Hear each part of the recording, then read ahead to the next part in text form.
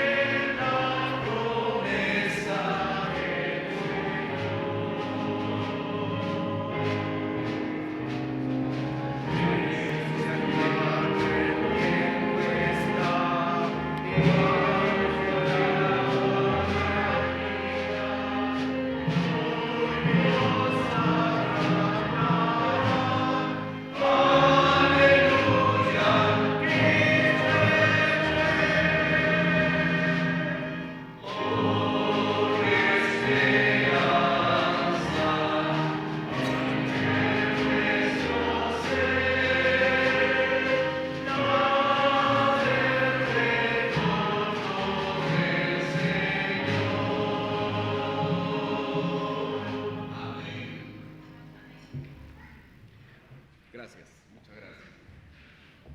Nosotros estamos volviendo de creo que esto no va a funcionar, ¿no? ¿Están escuchando ahí? Hola, hola.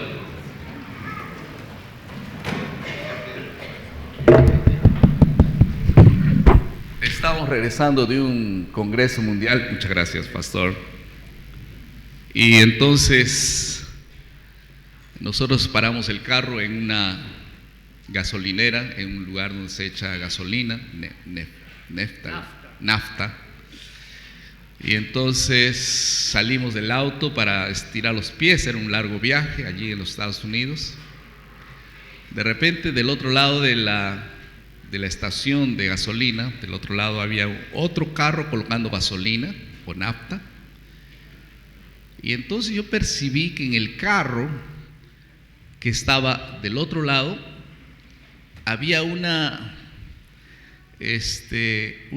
inscripción o nuestro logotipo de la iglesia adventista. Aquel logotipo no está aquí, no, pero está en la puerta. Aquel logotipo, aquella llama, aquella Biblia, aquel lema que está allá, aquel logotipo. Y entonces yo pensé, ellos deben ser adventistas. Y entonces me aproximé del carro, allí había una familia que estaban todos dentro del carro, en cuanto abastecían nafta. Y entonces me aproximé, ellos me miraron y él bajó la ventana, la luna, y me dice, pues no, o qué es lo que pasa, ¿no? Yo le dije, ustedes son adventistas. Él me miró, no entendió nada. Ahí yo dije, de repente no hablan español, ¿no? Entonces voy a hablarles en portugués. Y ellos tampoco no entendieron nada.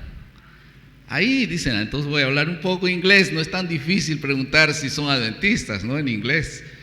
Les dije si eran adventistas, tampoco no te respondieron nada. Ahí yo me quedé más preocupado, esto deben ser sordos, alguna cosa así. Y yo descubrí que ellos eran de un país que no hablaban ni inglés, ni español, ni portugués.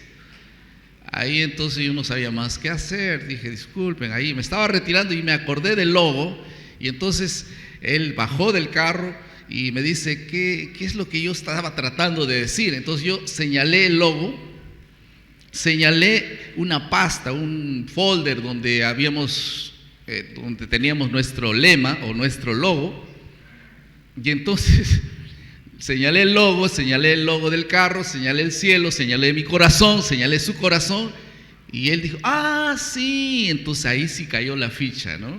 Él entendió que estaba hablando de la iglesia adventista, y él era adventista, efectivamente, pero hablaba otra lengua. Entonces llamó a su esposa, llamó a sus hijos, él también señaló el logo, señaló nuestro logo que estaba en el folder, señaló el cielo, señaló el corazón, mi corazón, y nos dimos un grande abrazo. Abrazamos la familia y estamos un buen rato allí, señalando el logo, señalando el cielo, señalando el corazón. No había otra cosa que hacer, parecíamos dos personas que hablaban solo en señales, ¿no? Después de un tiempo de estar mirando y señalando el logo, señalando el cielo, ellos ya terminaron de abastecer el carro, nosotros también, nos íbamos a despedir, y para despedirnos hicimos lo mismo, ¿no? Nos dimos un abrazo, señalamos el cielo, el logo, el corazón, nos dimos un abrazo, y así fue al final. Ellos se fueron, subieron a su carro, nosotros volvimos a nuestro carro. Cuando llegué al carro, había una persona en el carro que no estaba de visita. Me dice, ¿y quiénes eran? ¿Y por qué estaban hablando así? Bueno, yo dije, son mis hermanos. Y él dijo, sus hermanos, pero qué extraño, ¿no? Porque ellos eran personas altas y bien rubias y yo no era, ¿no? Entonces, ¿qué hermandad es esa, no? Entonces yo le expliqué que somos hermanos en la fe, creemos lo mismo, y etcétera, etcétera. Tenemos la misma esperanza. Y él me dijo, entendí. ¿Y en qué consiste la esperanza? Y todo el viaje, todo el resto del viaje fue motivo para hablar de esa fe, de esa esperanza. Al final del viaje él me dijo, yo tengo interés de conocer y un día quiero ser también su hermano. Y luego de algunos 8 meses probablemente, yo tuve la alegría de bautizarlo también. Es la alegría de tener la misma esperanza, la misma fe. Podemos ser de otros países, con otras lenguas, con otros acentos, pero todos tenemos la misma esperanza y la misma fe.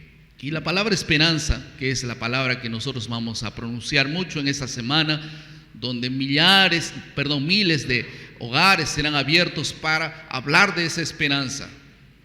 No apenas como un asunto que esperamos alguna cosa, sino esperamos a alguien, porque la esperanza viene en dos sabores, ¿no? Esperar alguna cosa y esperar a alguien. La Biblia dice, mas buscad primeramente el reino de Dios. El reino de Dios no es apenas un conjunto de normas, es principalmente Jesús, el protagonista del reino. Y cuando nosotros esperamos al Rey de Reyes y cuando esperamos en Dios, Dios nunca nos va a defraudar, nunca Dios va a fallar a sus promesas. Entonces nuestra esperanza no está basada en algo, es en alguien. Y cuando esperamos a alguien, Él no nos va a fallar, porque el que espera solo algo, tarde o temprano va a poder frustrarse, porque aquella enfermedad no pasa, porque aquella cosa que yo esperaba no viene, y parece que todo se desvanece y la vida no tiene más sentido.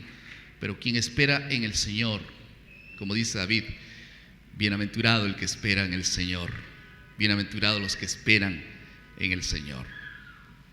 Yo me acuerdo que en el año 1970 ocurrió el terremoto más terrible de la historia del Perú. 70,000 personas murieron en la parte central, específicamente entre la ciudad de Huaraz, Yungay, Chimbote. Y en estas ciudades el terremoto fue tan fuerte, las casas no estaban preparadas para el terremoto y murieron 70,000 personas. Mi padre estaba allí, mi padre era pastor, y él estaba visitando aquella ciudad para hacer una semana de oración, una semana de esperanza. Él predicó toda la semana, muchas personas vinieron al encuentro con Dios. El domingo él tendría que volver, pero una hermana de la iglesia le invitó a un cumpleaños y él se quedó, y entonces solo viajaría el lunes. Él debería viajar domingo temprano, pero viajó el lunes porque recibió una invitación para un almuerzo del cumpleaños de una hermana.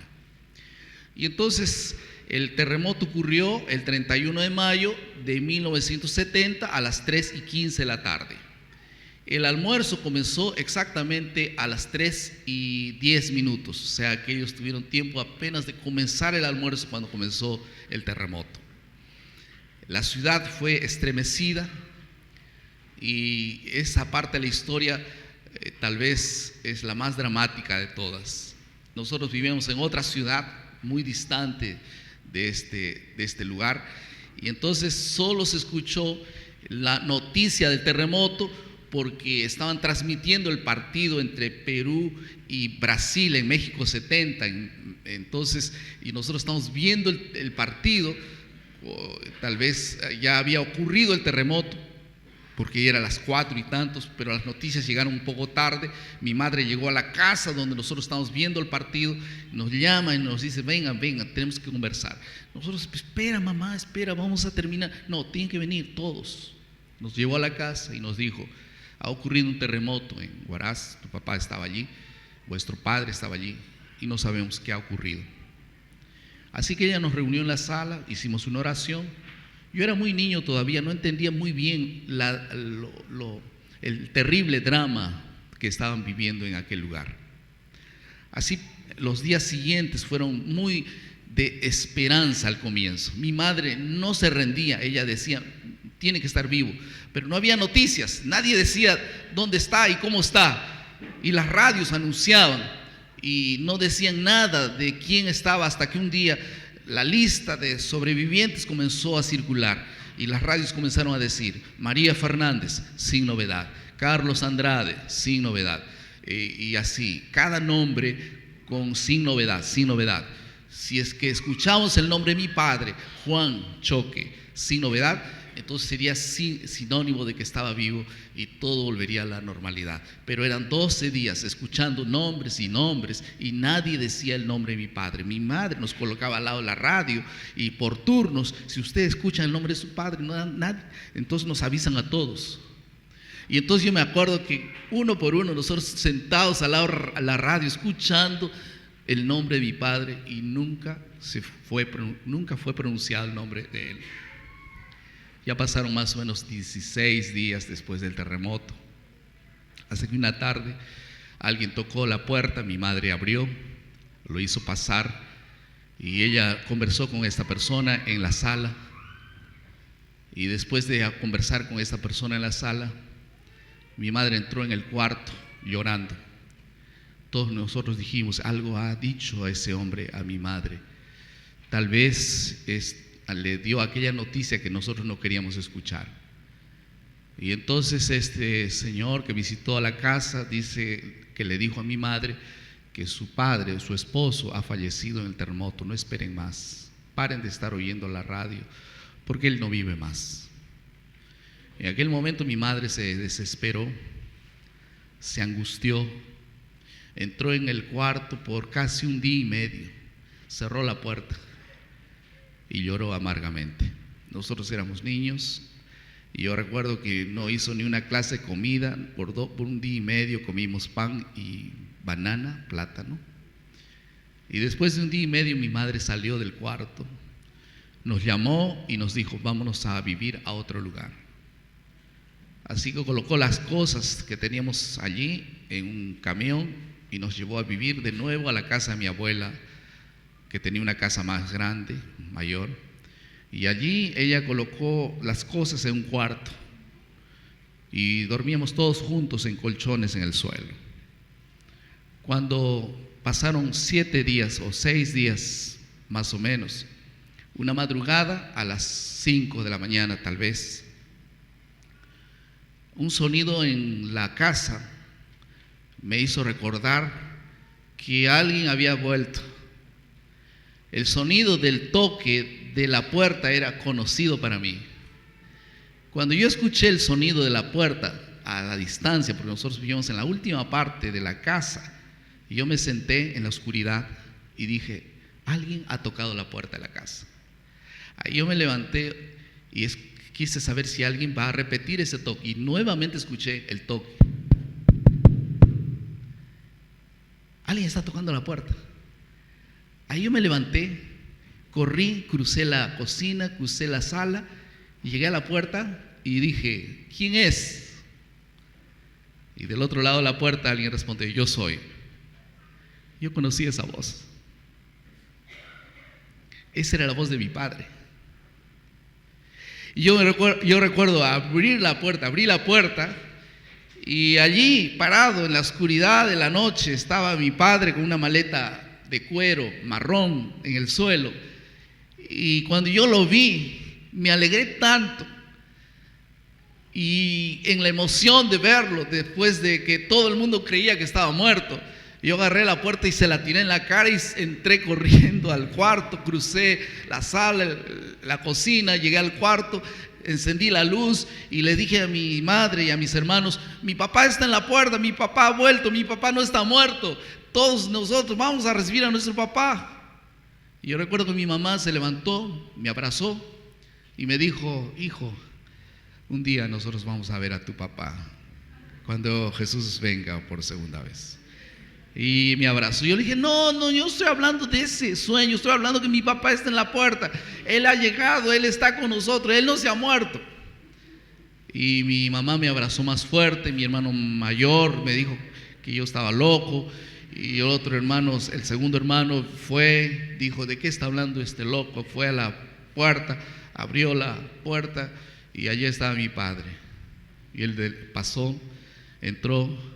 Cuando mi madre lo vio, casi se desmaya, todos comenzaron a llorar, a alegrarse, y fue aquella fiesta, la reunión. Él preguntó, ¿y ustedes qué hacen aquí?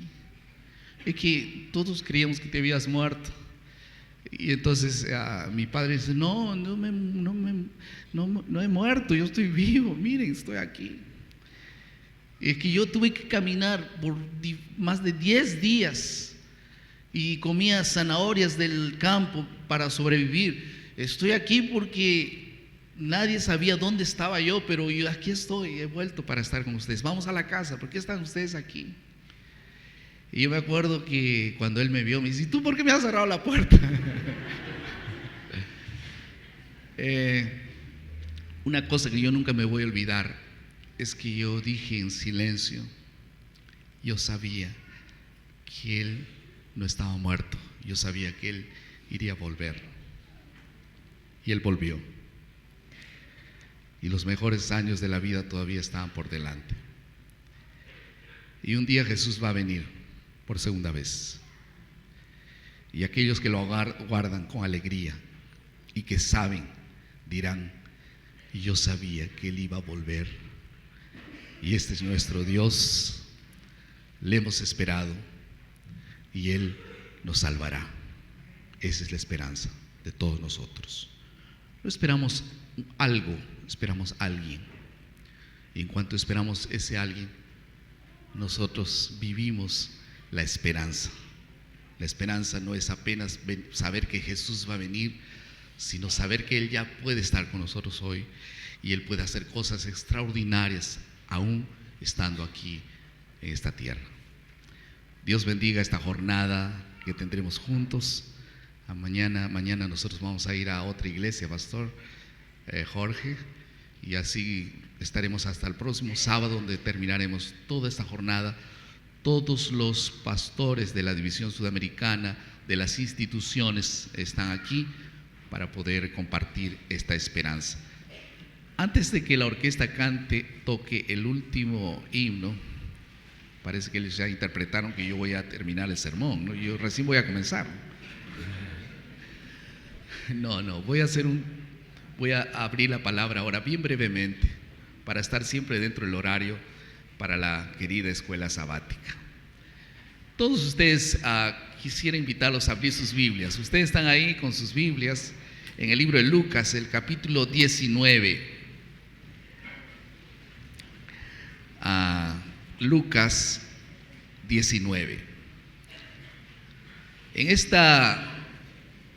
este texto de Lucas 19,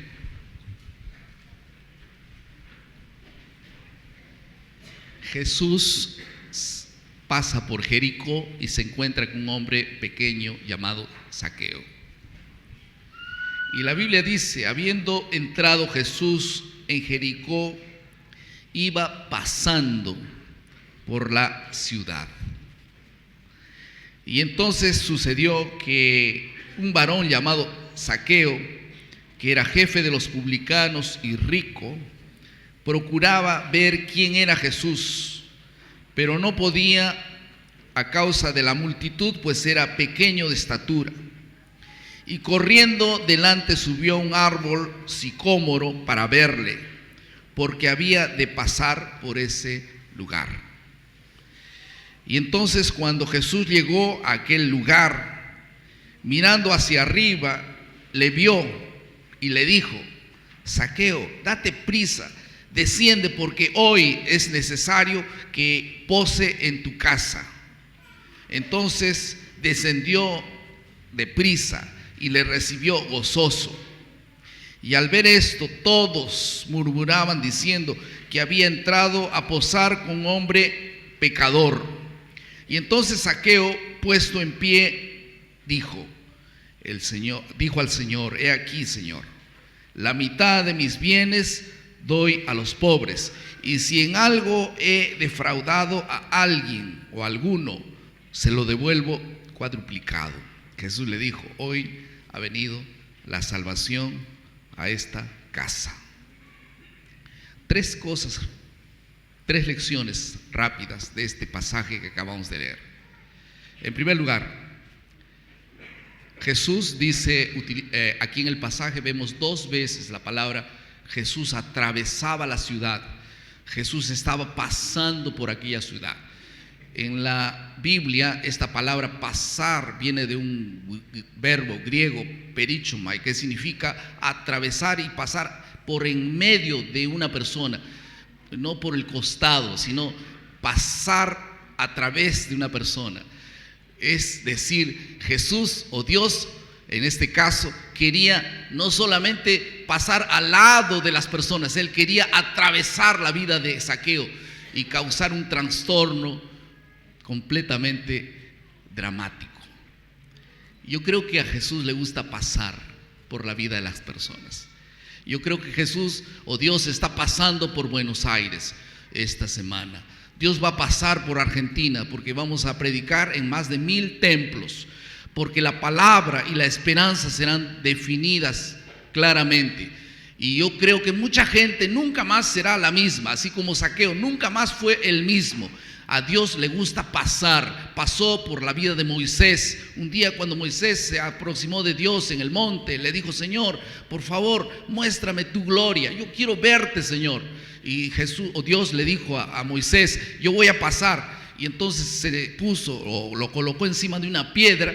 Y entonces le dijo Dios: yo voy a pasar. Y entonces cuando Dios comenzó a pasar, la Biblia dice que Él colocó su mano en el rostro para que no vea el rostro de Dios, y Moisés solo vio las espaldas de su Señor. Y entonces la Biblia concluye diciendo: la misericordia pasó por la vida de Moisés. Yo creo que algunas veces Dios necesita pasar. Tal vez esta mañana Dios necesite pasar por la vida de alguien. Cuando el famoso profeta Elías estaba huyendo de la reina y él estaba sintiéndose humillado y tal vez amenazado, y él dijo: ¿no sabes tú que todo el mundo me ha renunciado a Dios y los profetas de Baal son más importantes y solo me están buscando para matarme? Dice la Biblia. Y entonces yo estoy escondido, estoy humillado, estoy triste, estoy deprimido, porque Dios le dijo: ¿qué haces tú, Elías, aquí? ¿Por qué estás tú aquí escondido en una cueva? Él le dijo: no sabes lo que está pasando. Dios sabe lo que está pasando. Entonces, ¿por qué permites? Y Dios le dijo a Elías: súbete en esta piedra y yo voy a pasar. Vino un terremoto, vino un viento fuerte, un torbellino, y de repente Dios pasa a través de un silbido suave, dice la Biblia. Y esta experiencia de Moisés, de Elías, causó un impacto tan grande en la vida de Elías que él tuvo fuerzas de volver y continuar su ministerio. Nosotros sabemos que en nuestra caminata cristiana hay momentos de desánimo, hay momentos de perplejidad, alguna enfermedad, alguna cosa nos tiene perplejos, desanimados, y es allí donde Dios decide pasar. Es allí donde Dios decide actuar de forma directa en la vida de cada uno de nosotros. Por esto creo que este paso de Jesús por Jericó causó una impresión tan grande en la vida de Zaqueo que nunca más Zaqueo fue el mismo. Yo creo que esta mañana Dios quiere pasar por este lugar. Yo era pastor en una iglesia grande y una hermana de la iglesia al salir me dice: pastor, por favor, ¿puede visitar a mi esposo? Él necesita mucho de Dios. Yo le dije: está bien, ¿cuándo quiere que lo visite? El lunes. Ok. ¿A qué hora? 7 de la mañana. Allí estaré. Llegué antes de las 7. Cuando dio las 7, me aproximé de la puerta, toqué el timbre y salió un hombre alto, fuerte. Él era médico. Me mira y me dice: sí, ¿qué desea? Y ahí descubrí que él no sabía que yo lo iba a visitar. Y le dije: he venido a visitarlo a esta hora. Yo tengo que salir a trabajar. ¿Y quién es usted?, me dice. Yo soy el pastor de la iglesia. Usted es el pastor. Cada vez que llega un nuevo pastor, mi esposa pide a ellos que me visiten. Entonces seguramente le tocó a usted ahora visitar. Y yo le dije: sí, he venido a visitarlo. Pues yo no tengo tiempo, yo no creo en Dios, yo no quiero saber nada de Dios, yo no soy un hombre malo, yo sostengo mi familia, yo soy fiel a mi esposa, yo hago todas las cosas bien y no necesito de Dios, y lo que tengo es porque es fruto de mi trabajo. Y comenzó a decir algunas cosas más. Entonces tal vez hay otras personas que sí necesiten de Dios. Yo no necesito de Dios. Y yo me quedé ahí en la puerta sin saber más qué hacer. Y después, antes de irme, antes de despedirme, recuerdo que yo era joven, muy joven, le miré a los ojos y le dije: ¿usted es médico? Sí, yo soy médico. Cuando alguien está mal, ¿usted qué hace? Bueno, lo mando a hacer exámenes. ¿Por qué me pregunta eso? Porque yo tengo una receta para usted. ¿Qué receta? Esta noche, a las 7 de la noche, Dios va a pasar por su casa. Prepárese. Y feliz día. Me volteé y me fui. Él se quedó parado. Me miró, no sé qué expresión tuvo porque no lo vi, yo estaba de espaldas. Me fui. Aquella noche era miércoles de noche. Fui a la iglesia, prediqué el sermón.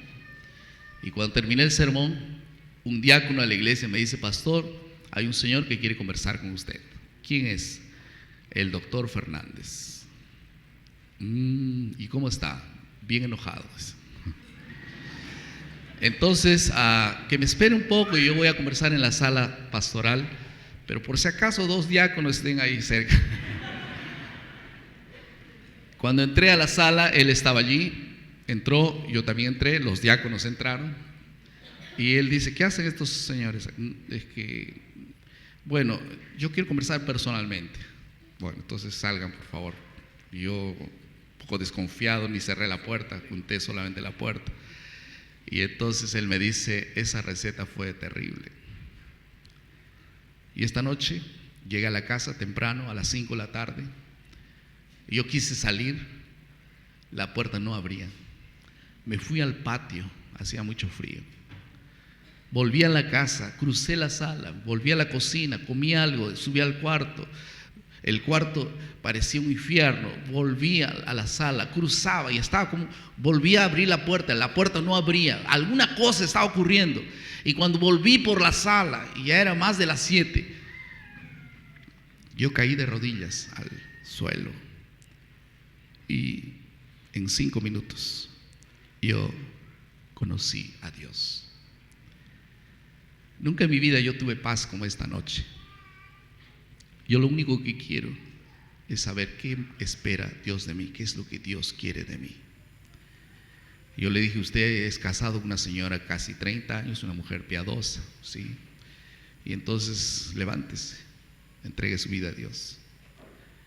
Y él me dice: yo lo voy a hacer. 2 meses después, la esposa no sabía de nada. Cuando vino el culto así, yo entré en las aguas bautismales. Él entró y la esposa estaba sentada, casi le da un desmayo, porque ni sabía lo que estaba ocurriendo. Cuando se bautizó, él dijo: yo pensé que yo tenía y podía todo, pero hoy descubrí que sin Dios la vida no tiene sentido.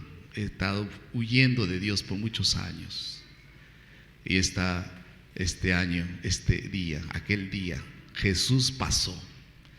Y hoy yo estoy aquí en los brazos de Dios. Dios decide pasar. Dios tiene sus formas de pasar. Dios pasó por mi vida cuando tenía 14 años. Todos mis hermanos fueron bautizados de 9 años, pero yo no quería bautizarme por alguna razón. Y un día mi madre me dice: hijo, ¿por qué tú no te levantas? No, yo le dije a mi madre: yo no voy a bautizarme. Y yo no quiero ser tampoco de la iglesia, no quiero ser adventista. ¿Y por qué? Porque no quiero. Y ella me contó una historia que yo no sabía. Y ella me dijo aquella noche, cuando yo estaba embarazada de 6 meses y medio, fui a hacer un chequeo al hospital y cuando estaba saliendo me caí en las escaleras y yo me quedé inconsciente, y al salir del hospital las personas me atendieron, me devolvieron al hospital y allí llamaron a tu padre, hicieron una operación de alto riesgo, dijeron que el niño no iba a vivir, pero la señora podía vivir, van a hacer una operación de alto riesgo. Mi padre firmó, tu padre firmó, Y después el niño nació, dijeron que viviría una semana, vivió 2 semanas, vivió 3 semanas, vivió 2 meses, después de 2 meses salió del hospital. Y tu padre lo llevó a la iglesia y lo dedicó. Entonces ese niño no tendría que vivir. Y ese niño eres tú. ¿Cómo vas a decir ahora que no quieres estar más con Dios? Aquella noche Dios pasó y yo le dije a mi madre: mamá, ¿qué quieres que yo haga?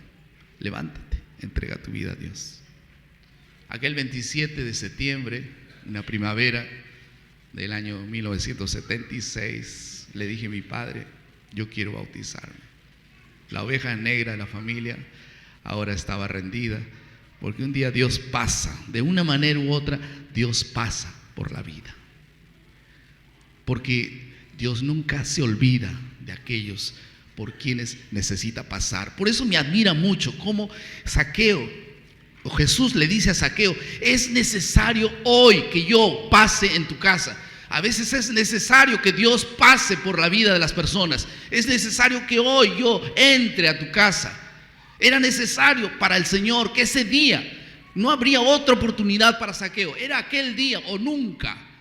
Por eso yo creo que los cultos no son apenas celebraciones para cantar, son oportunidades que Dios da a las personas para tomar decisiones en la vida, a favor de Dios o en contra de Dios.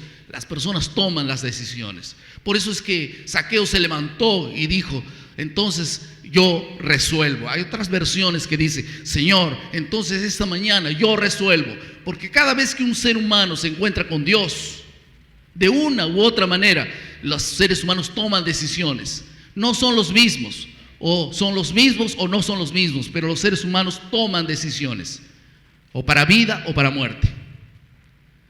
Y aquella tarde Zaqueo tomó la mejor decisión de su vida. Él dijo: he aquí, yo voy a restituir, voy a reparar mi vida. Si a alguien le he hecho mal, yo voy a arreglar ese asunto. Es así como reaccionan aquellos que se encuentran con Dios. Si están haciendo cosas inadecuadas, paran de hacer y dice: a partir de ahora, por la gracia de Dios, yo voy a tornarme un hombre, un esposo, un hijo leal, fiel a Dios. Yo no leía la Biblia, voy a leer por la gracia de Dios la Biblia. Yo no daba estudios bíblicos, no era una persona misionera, venía a la iglesia por 20 años, no hice nada por Dios. Yo me levanto ahora en el nombre del Señor para ser un hombre misionero, un hombre que refleje el carácter de Dios, el propósito de Dios cuando vino a esta tierra, cuando dijo: he aquí que yo vine a este mundo para buscar y salvar lo que se había perdido. Y entonces, en el final del texto, para terminar, hay 2 declaraciones que dicen el versículo 9 y 10: ciertamente hoy hubo salvación en esta casa. Hoy me conviene pasar por tu casa. Hoy. La palabra más peligrosa en la Biblia es mañana. ¿Cómo nos gusta la palabra mañana, no? Cuando alguien va a iniciar una dieta, nunca dice: hoy voy a comenzar la dieta, sino ¿cuándo? El lunes, ¿no? El lunes, a partir del lunes. Como si el lunes fuese tuyo. No te pertenece, es el futuro. La única cosa que puedes hacer es por el hoy. Hoy puedes levantarte, puedes hacer lo que tienes que hacer, pero el Dios del hoy es el Dios que vive. Dios no actúa apenas en el futuro, actúa en el pasado. Él actúa principalmente en el presente. Las personas reaccionan y actúan conforme a lo que Dios establece para cada uno de nosotros. No es mañana, es hoy. Ciertamente hoy, dice la Biblia, hubo salvación en esta casa. A mí me llama mucho la atención aquella famosa declaración de Éxodo, capítulo 8, cuando las plagas de las ranas, ahora sí voy a terminar. Había una gigante plaga de ranas en el pueblo egipcio por causa de aquella decisión del faraón de no dejar ir al pueblo de Israel. Y las ranas estaban en todas partes. Ellos comían con las ranas, dormían con las ranas. Es decir, las ranas estaban por metro cuadrado, había más de 100 ranas. Las ranas estaban por todos lados. Se cansó tanto las ranas que llamó Faraón a Moisés y le dijo: por favor, Moisés, ven, ruega a tu Dios, dice allí, que por favor elimine y acabe con estas ranas. Y Moisés le respondió al Faraón y le dijo: Faraón, ¿cuándo tú quieres que las ranas desaparezcan? ¿Cuándo quieres que yo ore por esto? Así le dijo: ¿cuándo quieres que yo ore por esto? Éxodo capítulo 8. Y extrañamente, yo voy a hacer la misma pregunta esta mañana. ¿Cuándo quieres que Dios pase? ¿Cuándo quieres que Dios haga un milagro en ti? ¿Cuándo? Y la Biblia dice que él respondió: mañana. Mañana. Una noche más con ranas. Una noche más con dolor, con cargas, con miseria. Hoy es el día, no mañana. Dios nos está haciendo un llamado hoy. Una señorita me dijo una vez: pastor, ¿qué debo hacer? Mi novio me golpea, me traiciona, me insulta, me humilla. ¿Qué debo hacer? Y yo le dije: abandónalo, déjalo. ¿Cuándo? Hoy. No mañana, hoy, de una vez. Acaba con ese asunto. Si él te engaña, si él te golpea, si él es infiel contigo, entonces déjalo. ¿Cuándo? Hoy. Si tú tienes que dejar la miseria, el dolor, la desconfianza, la perplejidad, no es mañana, es hoy. Porque hoy es un día de salvación, porque hoy es necesario que Dios paz, establezca un reino de paz, un corazón puro, y haga un milagro en nuestra vida hoy. Puedes ser adventista por 20 años, por decir que alguna cosa necesitamos resolver hoy con Dios. Dios está delante de nosotros, el mismo Dios que pasó por Jericó y que entró en la casa de Zaqueo, está aquí con nosotros. Y Él quiere hacer algo especial, extraordinario en nuestras vidas. Amén. ¿Hay alguien esta mañana que quiere decirle al Señor: yo quiero que Dios pase hoy por mi vida? Yo quiero. ¿Hay alguien que quiere decirle al Señor: yo quiero que Dios pase por mi vida? Ahí levante su mano donde está. Amén. Si tú quieres quedarte de pie allí donde estás, quédate de pie, ponte de pie y dile: Señor, yo quiero que pases. Si estás arriba también, yo quiero que Dios pase por mi vida hoy. Es necesario que Dios pase por mi vida hoy. Amén.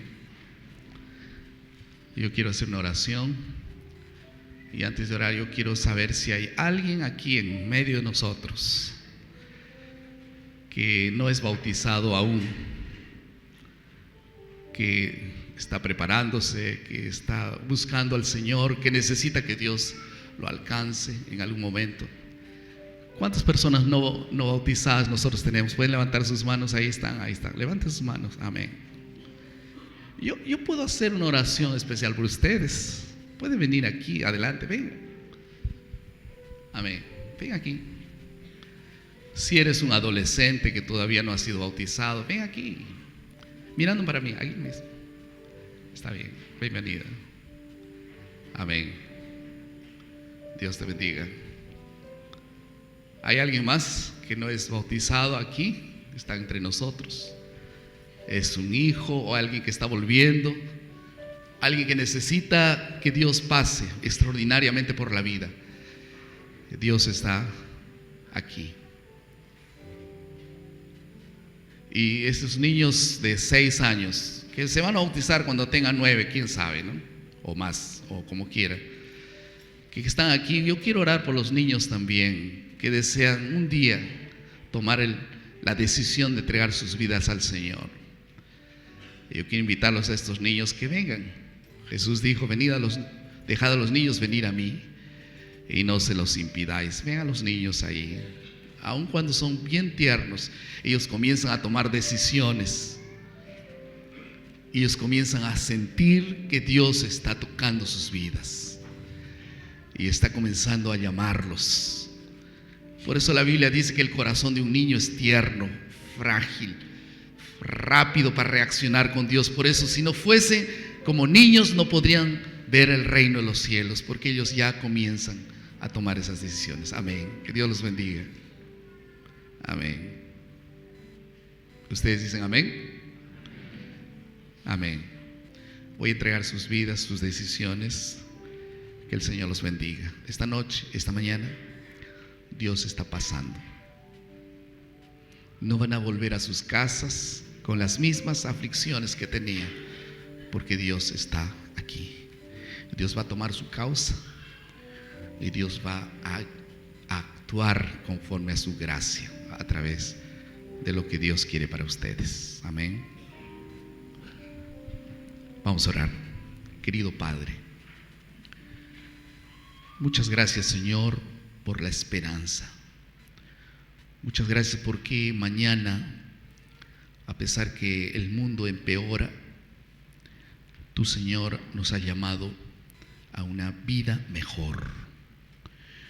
Tú, Señor, eres el Dios de la alegría, eres el Dios de la paz, eres el Dios del mejor camino, eres el Dios de la eternidad. Y así como pasaste un día por Jericó, esta mañana estás pasando por este lugar. Y yo te pido una bendición especial sobre mis hermanos que vinieron aquí adelante, sobre los niños que vinieron, para que ya ellos puedan tomar la mejor decisión de sus vidas. En tus manos coloco a cada uno de ellos, a esta iglesia, para ser una iglesia misionera, para ser una iglesia que brille por Jesús y podamos ser hijos tuyos, no apenas de nombre, sino porque vivimos la esperanza. En el nombre de Jesús oramos. Amén, Señor.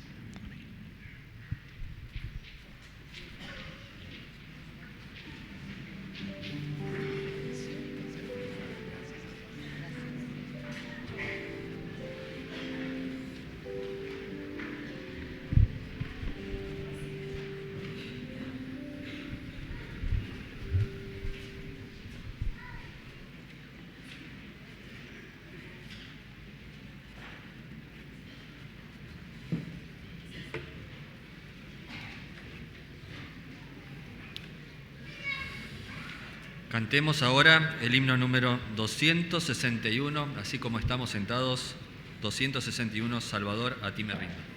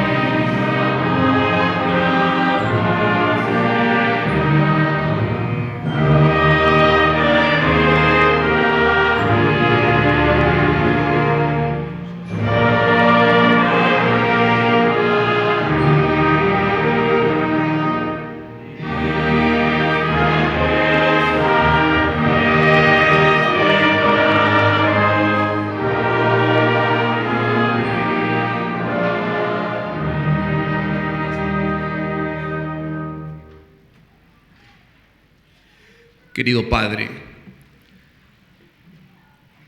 eres majestuoso, eres amoroso y quieres lo mejor para nosotros.